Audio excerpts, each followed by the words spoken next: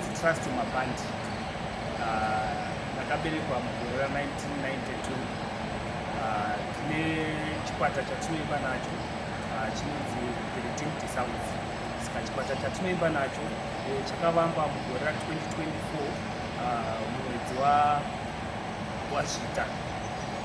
Saka bumbiro zvatikufamba nazvo pari zvino tikufamba nekuti tiparidzire nyika kuti izive kuti chakanakira kunamata chii, kuti nyika itendeuke isiyane nezvinodhaka, tiri vanhu vanonzwisisa kuti kunamata Mwari kwakanakirei.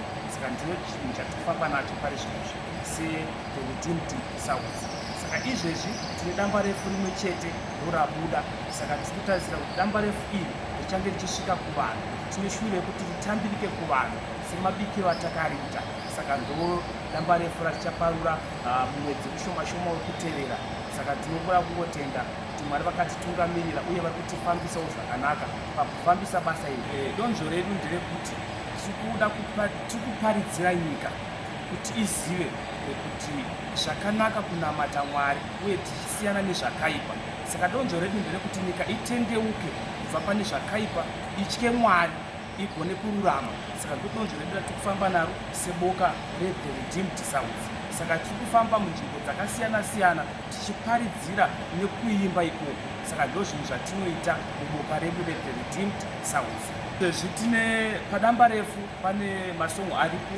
Izvezvi tine songo inonzi Denga Idzva.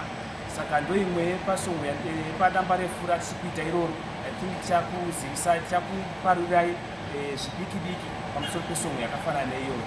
Tinotenda zvizhinji.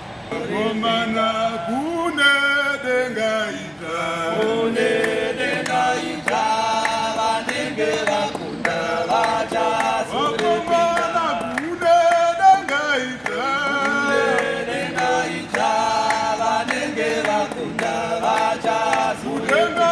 kune Denga Idzva, kune Denga Idzva, vanenge vakunda vachazorepera. vakamira nemutumwa, kune Denga Idzva, vanenge vakunda vachazorepera.